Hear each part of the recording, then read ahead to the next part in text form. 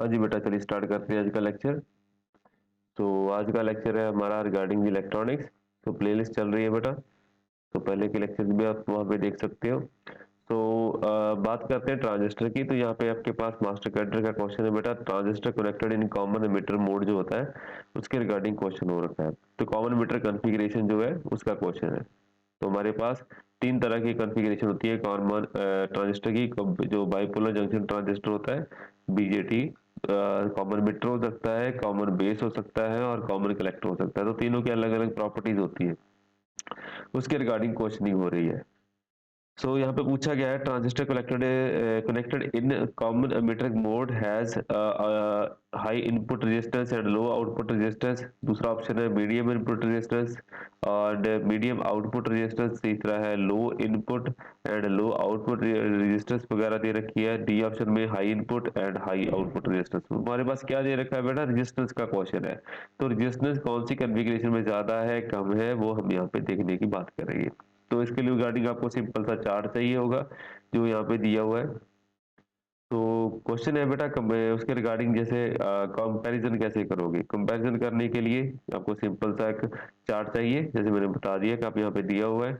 तो कैरेक्टरिस्टिक अगर आप इनपुट इम्पीडेंस की बात करोगे तो कॉमन जो हमारे पास कॉमन एमिटर कॉन्फ़िगरेशन होती है उसकी जो इनपुट रेजिस्टेंस होती है लो होती है। इसको आप मीडियम रेंज भी मान सकते हो बेटा। ठीक है जी, तो ये मीडियम रेंज का क्वेश्चन हो जाता है, इसको आप मीडियम भी मान सकते हो।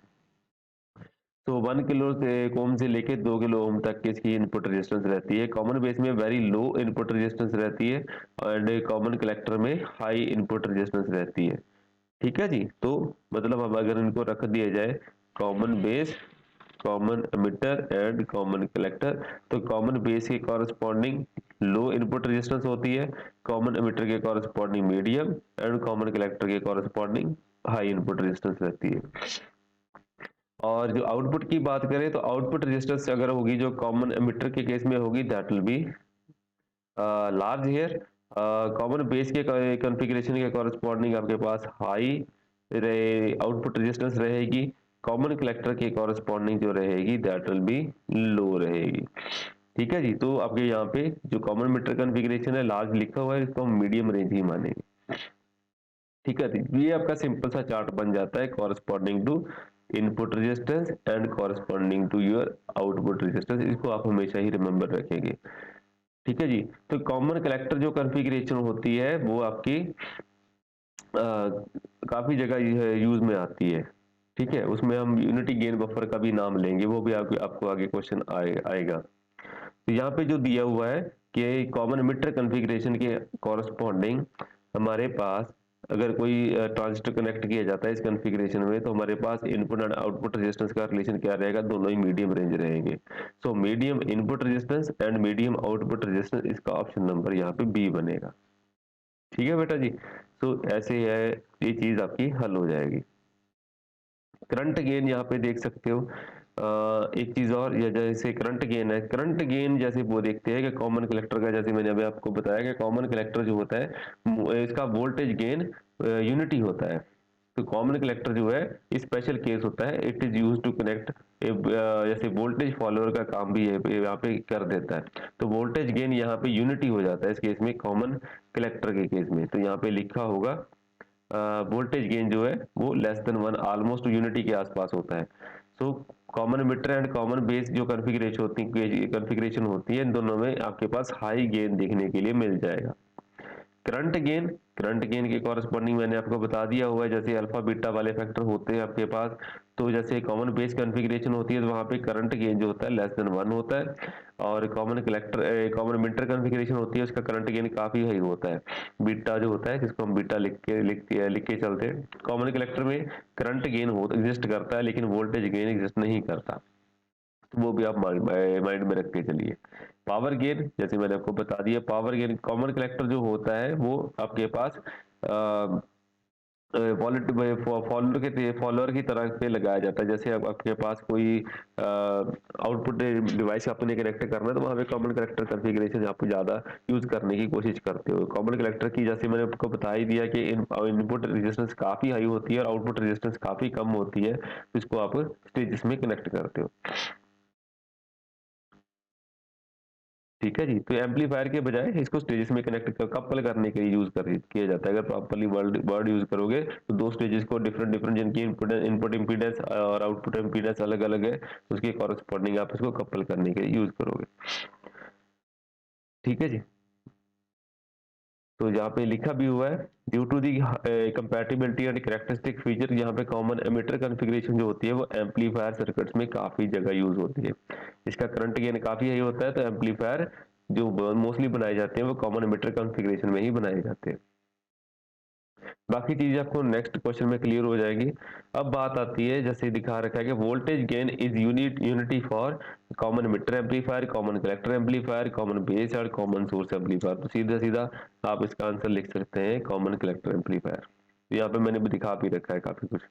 So mostly this configuration is also known as emitter follower configuration। तो कॉमन कलेक्टर जो होता है वो emitter follower की configuration को फॉलो करता है, मतलब कलेक्टर और emitter जो होता है वो एक दूसरे को फॉलो अप करते हैं। यहाँ पे एप्लीकेशन क्या होता है, mostly used as voltage buffer. तो वोल्टेज बफर का काम करता है, तो बीच में ये आपके कपलिंग का काम भी ज्यादा करता है। इम्पीडेंस मैचिंग एप्लीकेशन, अगर ये कोई पूछ ले कि इम्पीडेंस मैच करने के लिए कौन सा आपको डिवाइस आप यूज करोगे, तो मैचिंग का डिवाइस यूज किया जाएगा, that will B common collector amplifier. ठीक है। तो इम्पीडेंस मैचिंग एप्लीकेशन जो है वहां पे कॉमन कलेक्टर ही चलता है। To drive a low impedance load from a high impedance source, तो जिसके कॉरस्पॉन्डिंग अगर सोर्स उसका इम्पीडेंस ज़्यादा हाई है एंड अगर आपके पास कोई डिवाइस है जिसकी इम्पीडेंस लो है, तो इनके बीच में कॉमन कलेक्टर कॉन्फ़िगरेशन में एम्पलीफायर लगाया जाएगा इन दोनों को कपल करने के लिए। ठीक है जी। तो ये चीज़ आप ऐसे देख सकते हो। So common collector amplifier using two supply emitter bias, आपको दिखा रखा है यहाँ पे। तो it is just a voltage follower का ही काम करेगा, कलेक्टर को जो कलेक्टर होगा मीटर को ही फॉलो करेगा। तो कलेक्टर के कॉरस्पॉन्डिंग ही सप्लाई वोल्टेज यहाँ पे लगाई जाती है, ये चीज माइंड में रखिए। ठीक है। कॉमन है तो इसकी सप्लाई कनेक्ट कर दी जाती है, इसीलिए इसको कॉमन कलेक्टर बोला जाता है।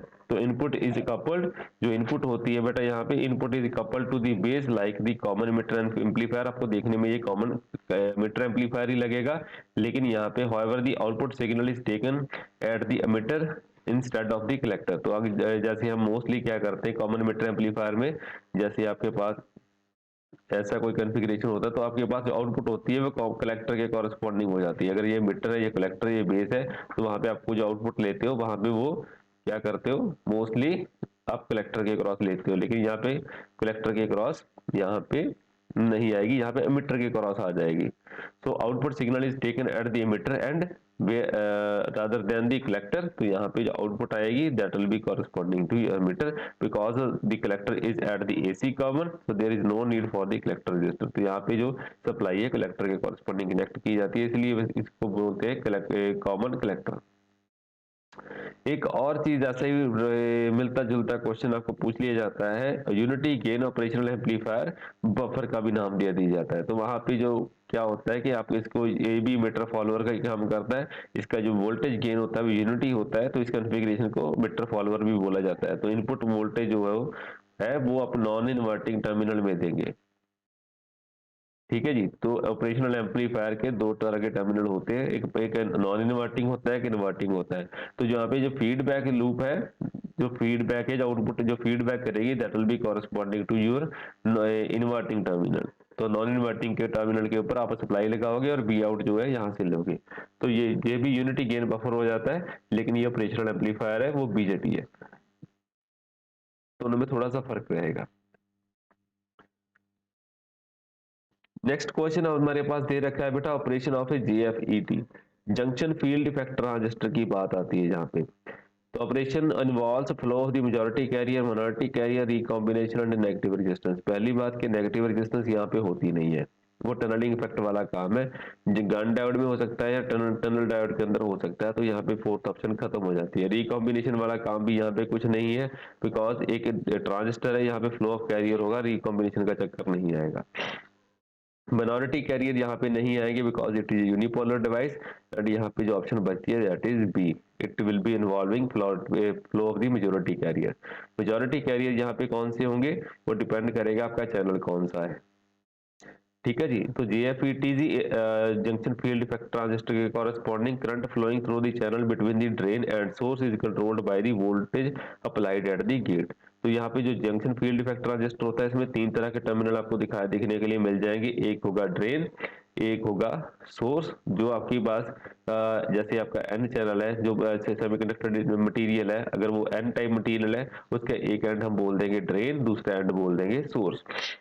और इसको कंट्रोल कौन करेगा इस चैनल को? Just like a pipe. अगर आप गेट की कॉरस्पॉन्डिंग बोथ साइड के ऊपर, अगर ये एन साइड है सेंटर में, तो बोथ साइड के ऊपर पी चैनल हम बना देंगे, तो उनको आपस में कनेक्ट कर दिया जाएगा और उसके कॉरस्पॉन्डिंग एक रिवर्स बायस जनरेट करेंगे कॉरस्पॉन्डिंग टू ईयर। इसको गेट के साथ कनेक्ट कर दिया जाता है, इसको रिवर्स बायस बोला जाता है। तो गेट के क्रॉस रिवर्स बायस में अगर आप सिग्नल लगाओगे, तो यहाँ पे जो चैनल है वो श्रिंक होना स्टार्ट हो जाता है। तो डिपेंडिंग ऑन आप कितना रिवर्सल बायस लगाओगे, उसके कॉरस्पॉन्डिंग जो करंट है वो रिड्यूस होता जाता है। तो करंट जो यहाँ पे करंट जो है डिवाइस जो चैनल के थ्रू फ्लो कर रहा है, that is controlled by the voltage applied across the gate terminal. ठीक है, तो उसकी कॉरस्पॉन्डिंग हमारे पास ये वोल्टेज कंट्रोल्ड डिवाइस हो जाता है। तो जंक्शन फील्ड इफेक्ट ट्रांजिस्टर जो है ये वोल्टेज कंट्रोल्ड है rather than control current control. ठीक है जी। तो ये ऐसा ही एमसीक्यू आपको डायरेक्टली पूछ लिया जाता है कि जंक्शन फील्ड इफेक्ट ट्रांजिस्टर जो है वो वोल्टेज कंट्रोल्ड है या करंट कंट्रोल्ड है। जो आपके पास बाइपोलर जंक्शन ट्रांजिस्टर होता है वो करंट कंट्रोल डिवाइस होता है। जैसे आपने वहां पे अल्फा बीटा बनाए थे, करंट के आपका collector current, base current, emitter current आप देख रहे थे, तो that is a current controlled device.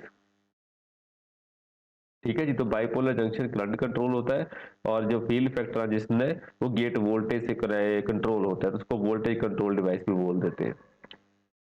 ठीक है जी। तो यहाँ पे रिवर्स बायस में गेट के क्रॉस वोल्टेज लगाई जाती है। इसके कैरेक्टरिस्टिक क्या रहेंगे बेटा? यूनिपोलर डिवाइस होता है यहाँ पे।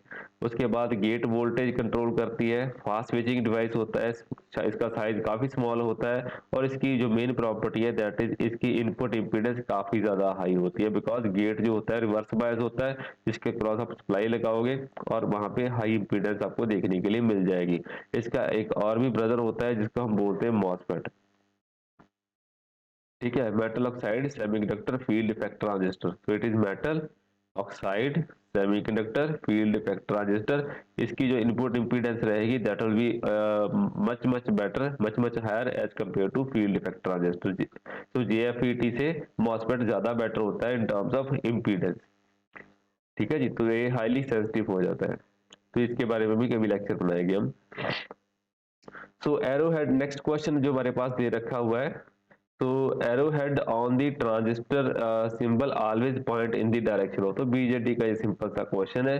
तो कि आपके पास अगर ये बीजेटी का आप सिंबल बनाओगे, तो उसके कॉरेस्पॉन्डिंग जो एरो हेड आप लगाते हो, जैसे सपोज करिए यहाँ पे पीएनपी डिवाइस है, तो दिस इज पीएनपी डिवाइस। तो पी से एन की तरफ जो अगर सिंबल बनाओगे, तो वो क्या किसको कॉरेस्पॉन्ड करेगा? तो सीधी सी बात आती है बेटा, ये जो करंट की डायरेक्शन को कॉरेस्पॉन्ड करता है। तो कन्वेंशनल करंट जो होता है वो होल्स की वजह से होता है, चार्ज कैरियर जो पॉजिटिव होते हैं। तो कन्वेंशनल करंट अगर फॉरवर्ड डायरेक्शन को मूव कर रहा है, तो जो इलेक्ट्रॉनिक करंट होगा वो उल्टा आएगा। तो यहाँ पे जो कन्वेंशनल करंट होता है वो होल को कॉरेस्पॉन्ड करता है, तो जितने भी होल्स फ्लो करेंगे वो कन्वेंशनल करंट को फॉलो करेंगे। तो arrowhead on the transistor symbol always point in the direction of holes flow when the emitter junction is forward biased। तो हमेशा ही याद रखिए कि जो आपका ट्रांजिस्टर होता है उसमें जो emitter जंक्शन होता है, emitter वाली साइड होती है, जिसको इनपुट साइड बोलते हैं हम, यहाँ वो वाले पार्ट आपका फॉरवर्ड बायस होता है, और जो कलेक्टर साइड होती है वो आपका रिवर्स बायस होता है। तो hole flow when the emitter junction is forward bias, तो यहाँ पे होल का फ्लो आपको देखने के लिए मिल जाएगा। Electron flow when emitter junction is forward bias, electron का फ्लो हम यहाँ पे नहीं देखेंगे। माइनॉरिटी कैरियर का काम भी नहीं आएगा।